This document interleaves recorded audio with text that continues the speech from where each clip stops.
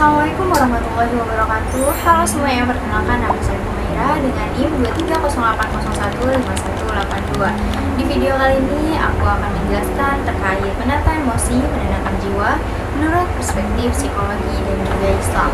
Kita akan masuk ke pengertian emosi dan stres dalam psikologi.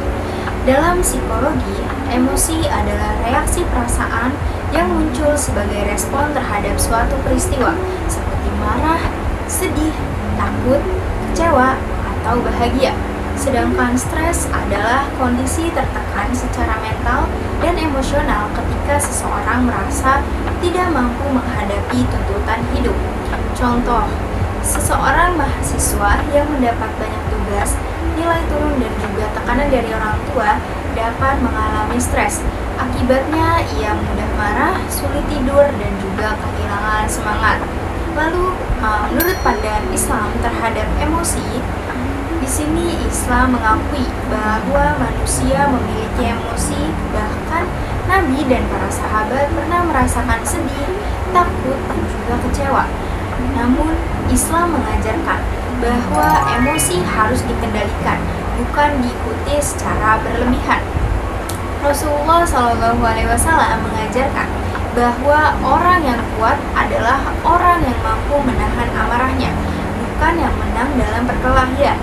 Artinya, Islam mendorong pengendalian diri sebagai bentuk kematangan spiritual dan psikologis. Lalu, kita akan masuk ke hubungan emosi, stres, dan juga perilaku.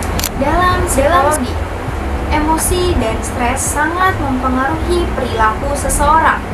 Orang yang sedang stres cenderung mudah marah, mudah tersinggung, menarik diri dari lingkungan, dan juga mengambil keputusan secara impulsif.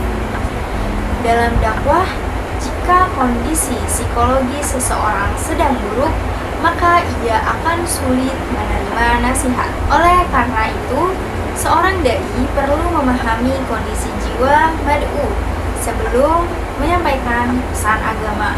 Kita akan masuk ke cara mengelola emosi menurut psikologi dan Islam.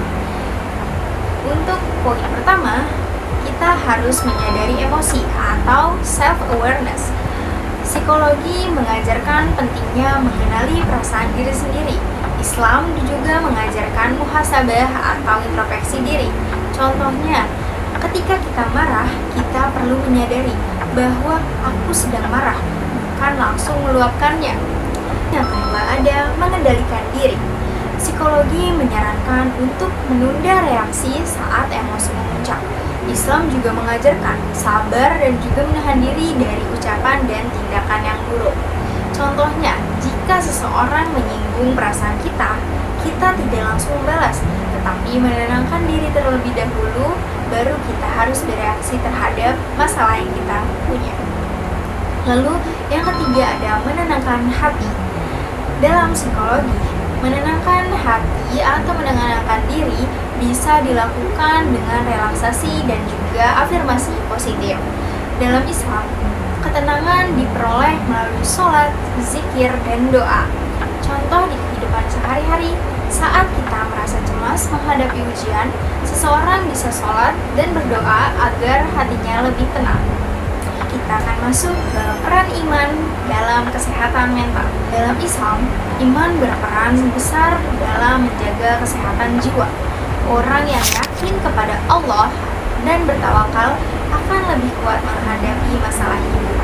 Contohnya, ketika kita gagal dalam ujian atau usaha, orang yang beriman tidak terlalu terpuruk karena percaya bahwa semua sudah diatur oleh Allah. Kita akan masuk ke bagian kesimpulan. Emosi dan stres adalah bagian dari kehidupan manusia. Psikologi membantu kita memahami cara kerja jiwa, sementara Islam memberikan petunjuk untuk menata hati dan juga pikiran. Dengan menggabungkan keduanya, kita dapat menjadi pribadi yang lebih tenang, sabar, dan bijaksana dalam menghadapi kehidupan. Cukup sekian yang dapat saya sampaikan, kurang lebihnya mohon maaf. Semoga video yang saya buat dapat bermanfaat untuk teman-teman semua. Wassalamualaikum warahmatullahi wabarakatuh.